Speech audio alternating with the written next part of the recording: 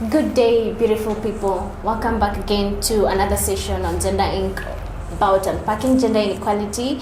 We are here today with a very beautiful guest. We are going to talk about patriarchy or normalization of inequalities. My name is Susan Nyabena. I'm a gender equality consultant. So I will let my guest introduce herself. Hey, how are you people? My name is Lucy Wambui Kihonge. I'm a researcher. I'm a gender specialist.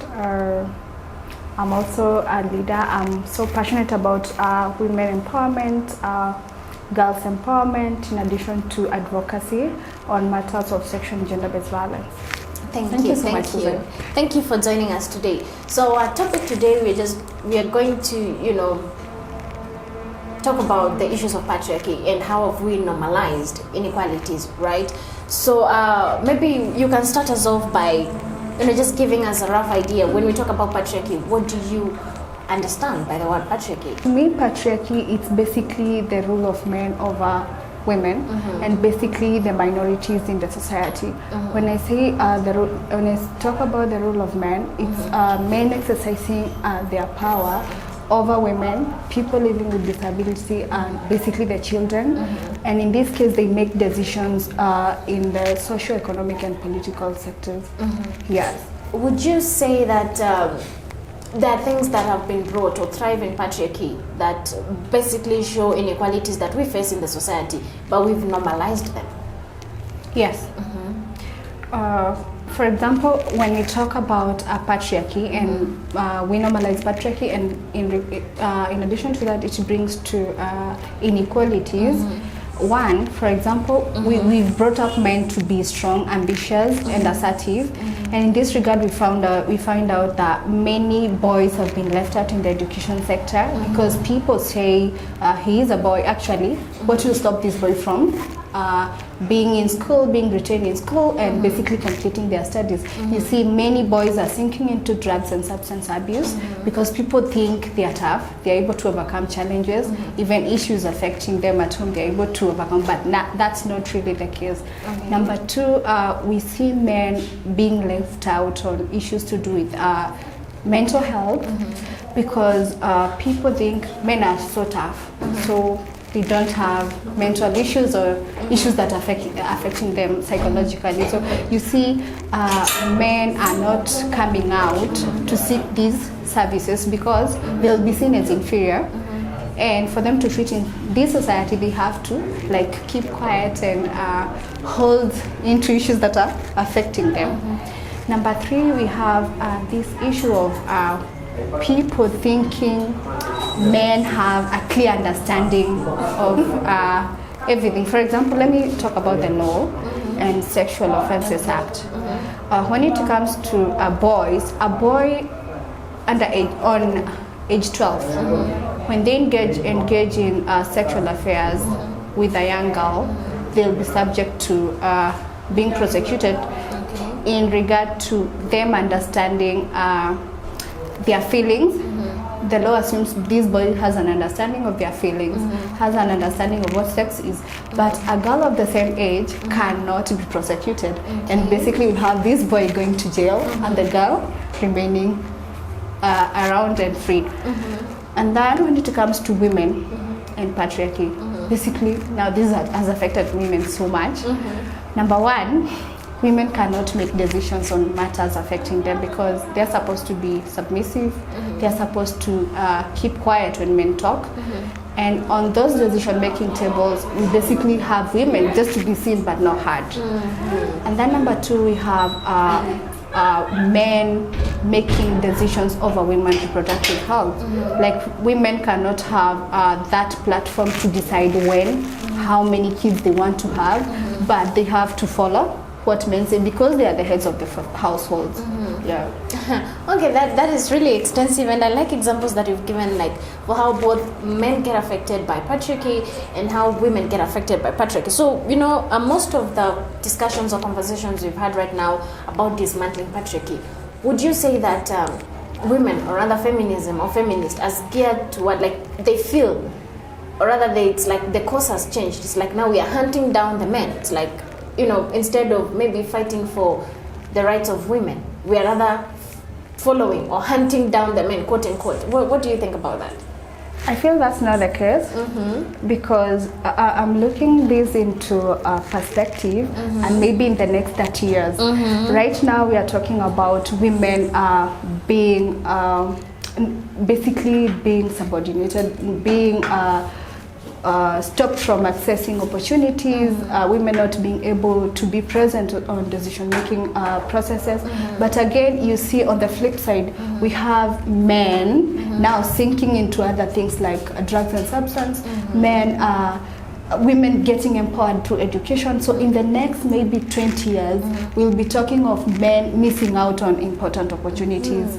Yeah, so it's basically something that we should see it on the on a broader perspective. Like now we are talking about women, and maybe in the next 50 years we'll be talking about men missing out. So this is something that we need to balance and not see like we are fighting men, or it's basically a fight between men and women, and who should be up and who should be down. Basically we should see it as something that we want to have an equal platform, because we don't know about tomorrow and the trends that are happening right now. We might have women basically becoming more powerful than men. Yeah. Okay, so still on that point, let me give an example. There are instances, or rather research and reports that have said, if let's say women are given leadership position and everything, it comes out that they were just after that position because maybe a man was given that position. But when they get there, not much is seen as to bringing other women up. Like you expect that when a woman comes up, at least people who are coming in will be more of women.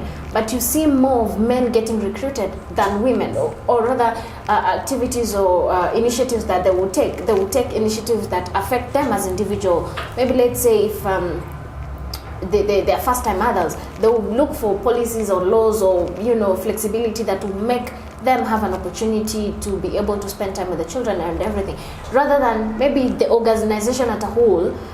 They wouldn't have considered to have a daycare instead in the organization, to have it easier for women to come with their babies, for those who are not able to access services of the house up. So what do you think about that? Like women shifting their focus on what is really needful to personal stuff. Okay, I feel in as much as we working towards creating very beautiful policies, there is that aspect of basically having, they call it active and effective implementation process, because actually the world has very good policies, but we still find women not benefiting from these policies. Yes. So I will say we shouldn't like, how do we call it? Present women as we give them opportunities out of mercy, but basically we should focus on women who can be able to speak on those decision-making tables, ensure the policies are implemented, and basically focus on the broader perspective, not basically focusing on the reproductive side. They should focus on the reproductive, and the development aspect of it. Yes. Okay. You've touched about, let me just press on that statement that you said, that just having women there for the sake of having women. What are your thoughts on affirmative action? I don't think we should have the affirmative action, because I feel women have the capability, women have the skills that are required to venture into any socioeconomic and political aspect. What we need is basically give them the platform, and not basically put guidelines that we need 50 women, not considering who these women are, what skills they have. Basically, I think we should have everybody come on board, present their papers, and if an opportunity is there, it should be granted in terms of merit, because we have very good women out there who have skills, who have the required inputs, but they are left out in based on the prejudices and the stereotypes that women can't make good leaders. So if we bring the aspect of affirmative action, now I feel like we pushing forward the aspect of prejudice and stereotypes. So let's everyone be present at the table. Okay, that is fair enough. I just wanted us to highlight on those issues. Now, coming back on the segment of patriarchy, do you believe that women in a way benefit from the patriarchal system, or they do thrive in a patriarchal system? Actually, no. The only point that women thrive well, it's at the household.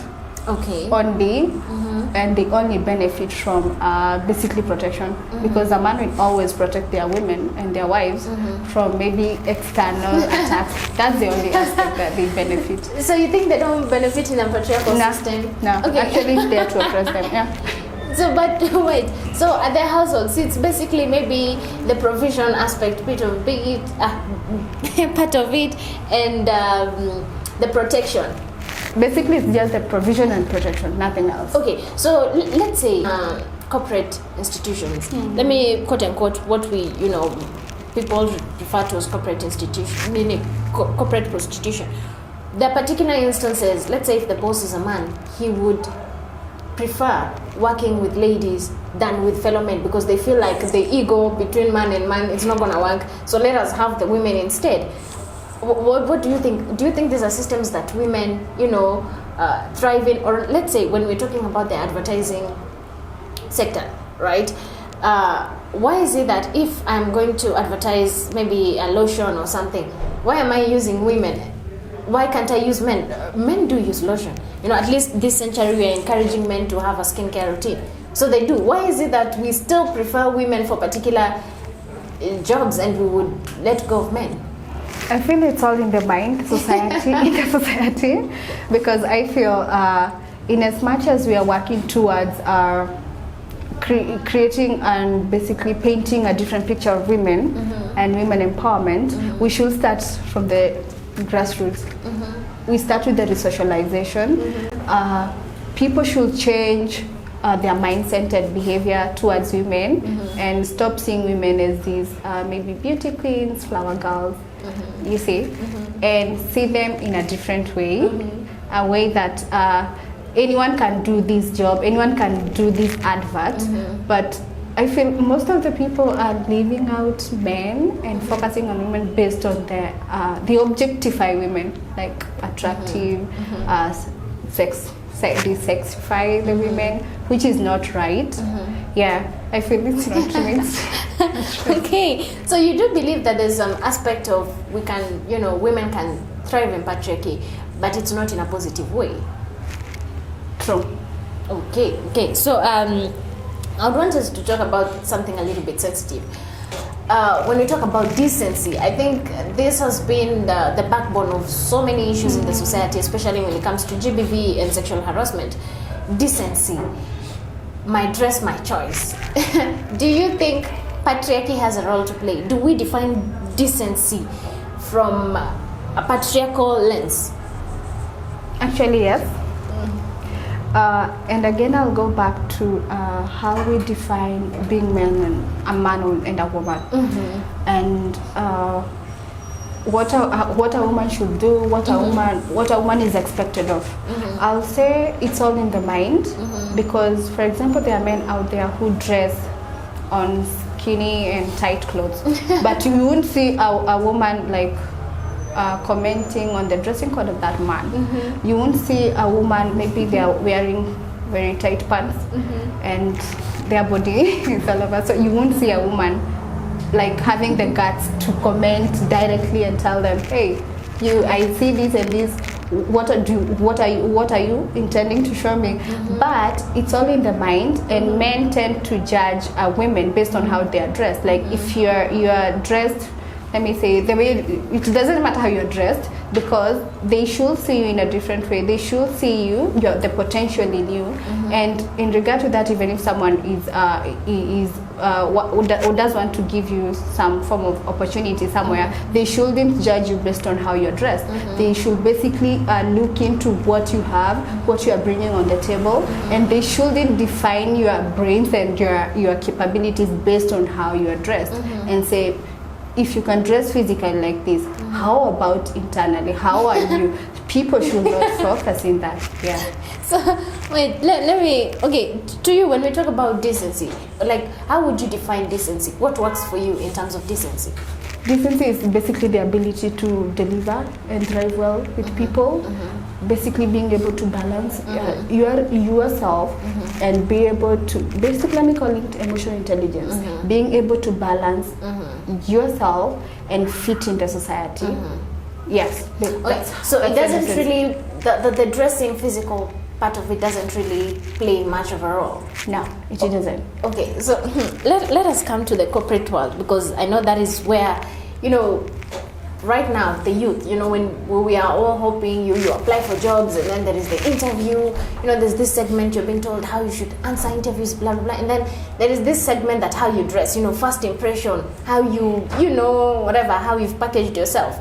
Now let's say I walk into an office, like let's say my skirt is here, you know, and maybe the cleavage is there. So what do you think in terms of first impression and being decent? I wouldn't look, I'll listen to you. Rather than I won't judge you, I won't make any assumptions. I'll basically look into what you brought on the table, and that's all. So are you able to deliver? Are you able to do you know how to express yourself? Do you know what brought you into this office? And why should I look into how you're dressed anyway? Why? Okay, I would like to get your comment on, you know, we have particular institutions here in Kenya that like the ladies, you have to be in a skirt suit. Regardless if you look good in it or not, you have to be in a skirt suit. You know, they've defined the length, how it's supposed to be, you know, how things are put together. Unafaa uvae, yani ukiingia hata, you know, the heels, like si zile ukitembea tunasikia kelele. Well, what do you think about those kind of things? Do you think it's more of you know, maintaining an image in the corporate world, ama kuna mahali watu wamefinyika kidogo? I feel that shouldn't it will depend. For example, if it's a hospital, I don't expect someone to be on heels and be like, you know, making noise. They are patients, and you don't know how they're gonna react or how their body is gonna react. But in a normal setting, I'll say it's not all about dressing. It's all about the person and what they have, what they are carrying, and the skills that they have. Yeah, actually, it shouldn't at all, unless it was put when you're studying. When you're signing your contract. Yeah, not even signing the contract. Yeah, when you're signing the contract, and actually when you're going through schools. For example, you know, the lawyers, how they are supposed to dress, and that's it. So when you're getting into that space, you know what is expected of you. But some situations, no. Okay, let us talk about just still on the issue of decency and dressing. Schools, right? The particular universities, they have a dress code that you're supposed to be, you know, this way and that way. And then the particular high schools, I think we've seen, you know, protests that have come up. Maybe someone will have dreadlocks, or, you know, then there is also a notion that in high school, the ladies, it's not safe for you to keep your hair because utasoma ni kama hiyo proverb ya sijui nywele ndio akili haiwaka hapo, like you'd rather shave because it makes you decent, it makes you, you know, look sharp, inafanya una concentrate. What are your thoughts on?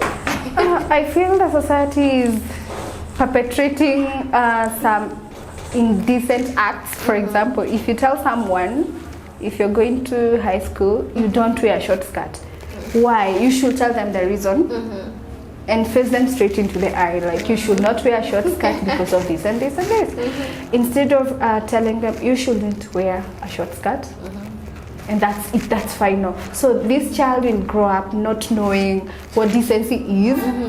But I feel it's high time we start defining decency and decent dressing actually.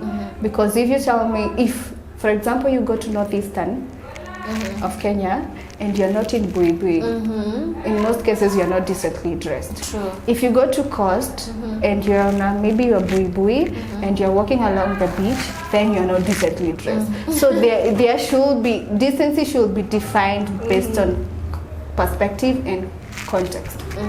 Yes. And do you think, like, a society, we can embrace that? Like, even us, as we are trying. Okay, I was having a conversation today morning, and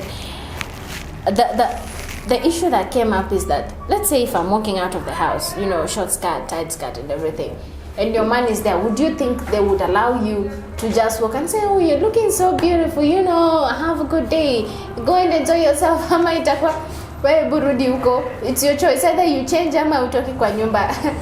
We still do have this going on, right? But again, it's all in the mind. For example, I can leave my house and my partner tells me, hey, you look fine, you look fine.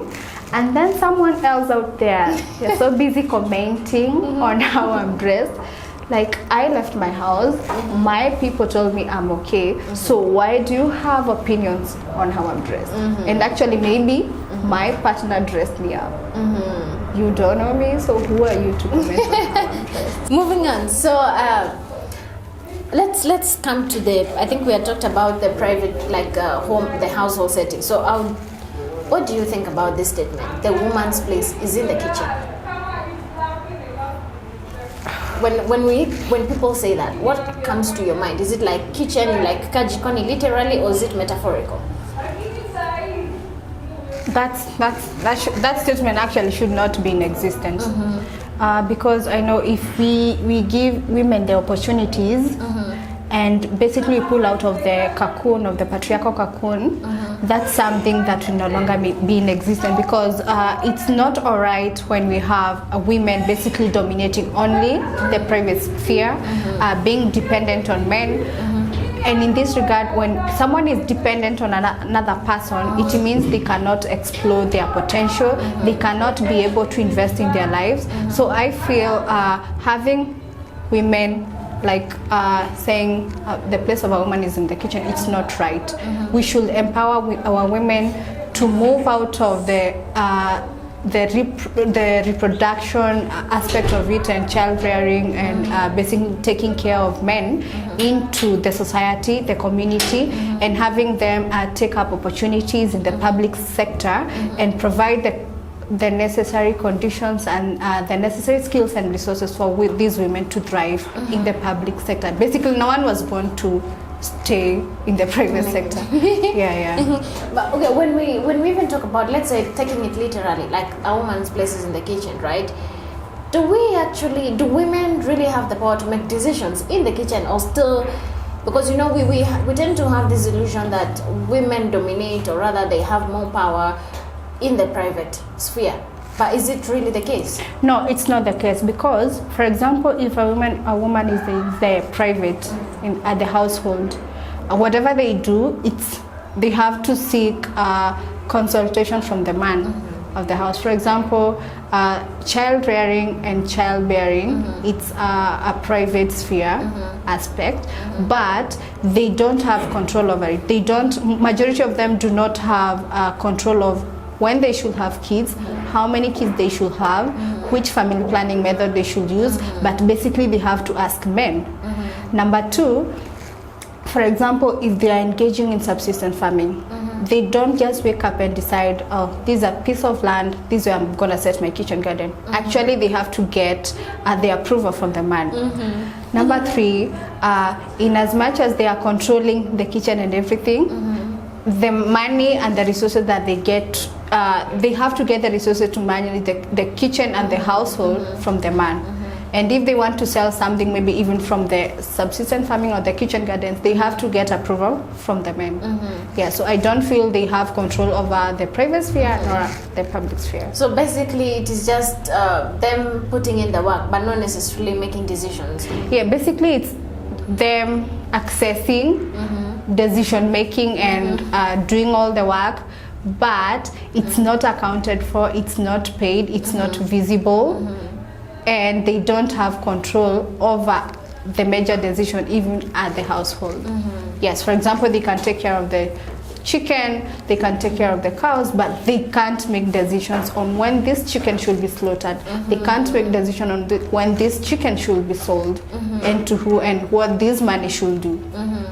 Okay, so I think you've covered a little bit of the reproductive and productive responsibilities of women, but I would want us to talk about unpaid care work, or rather, care work in general. What I've seen advertisements that have been trying to promote, embracing that care work is not like a woman's job, pekee.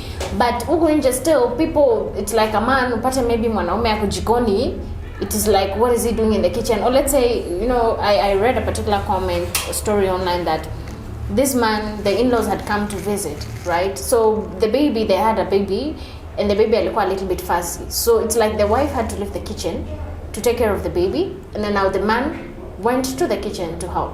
So when the aunties came, they said hawezi kula chakula yenye imepikwa na huyo mwanaume.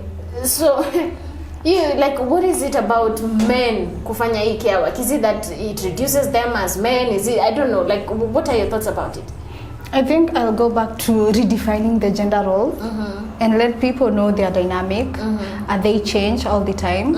And with times changing and everything changing, it's high time we walk with that. We walk in that pace and basically appreciate the technology that's coming, the issues associated with, for example, lately we have electric kitchens, electric cookers. So if it's faulty, do we expect the woman to fix it, or and maybe she doesn't have the skills? Actually, people should embrace that things are changing, roles are changing, and everything is changing, so they should move with that. So and again, we have to like re-socialize the people from the word go, the kids, like not excluding boys from the kitchen and telling girls, so girls should go to the kitchen, boys should go ride bikes, because boys should be out there but girls should be in the kitchen. So that's something I feel we should start with our kids, so that they grow knowing anyone can do anything, and everybody, no role, it's basically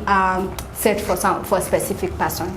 Yeah. Okay, as we're winding up, there is one thing I'll never miss talking about: gender-based violence.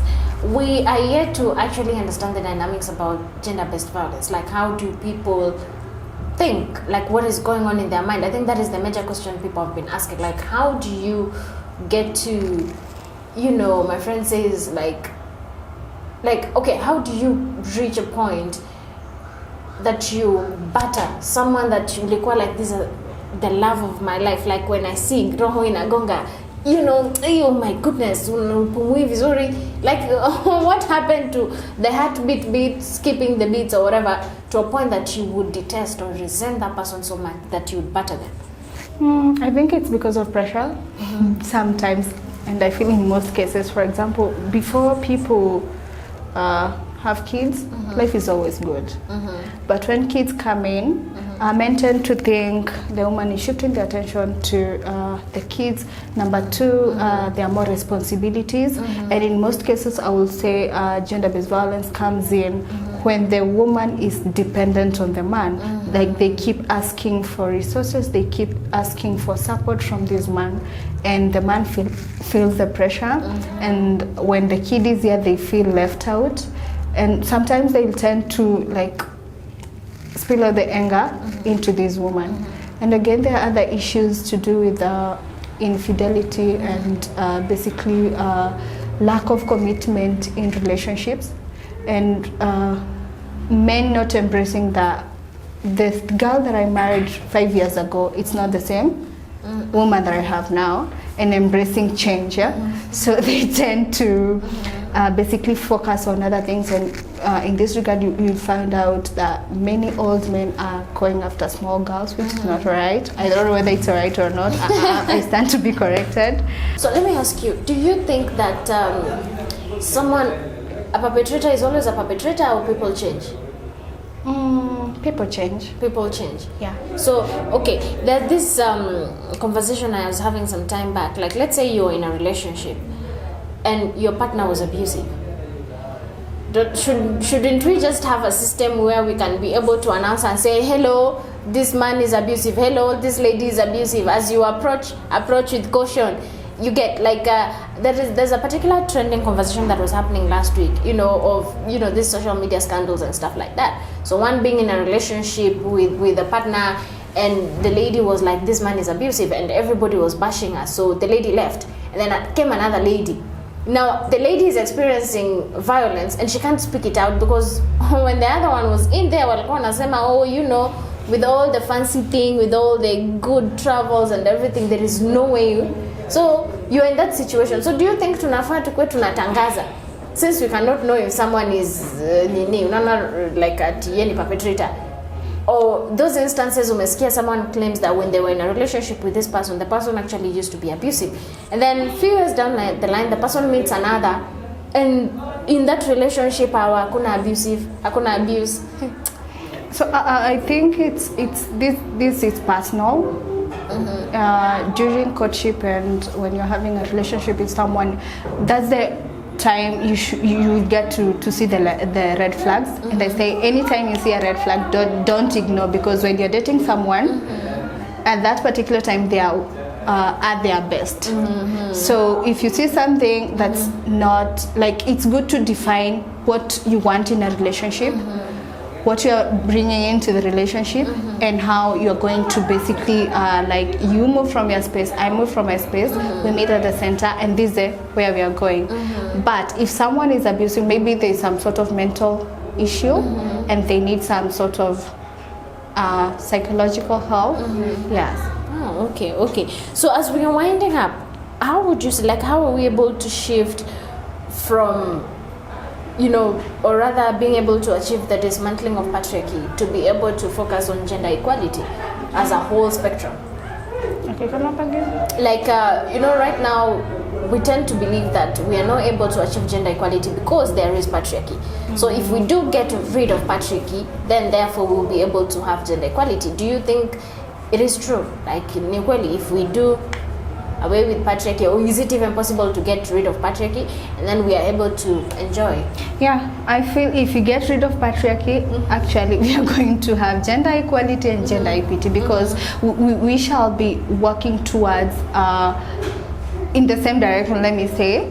And for example, if it's in a relationship, for example, a woman brings 50%, I bring 50%, and then we meet at the center, we are equal. And then number two, when we have the needs of each and every person put into consideration, for example, we have women in leadership, not only to be seen but being heard.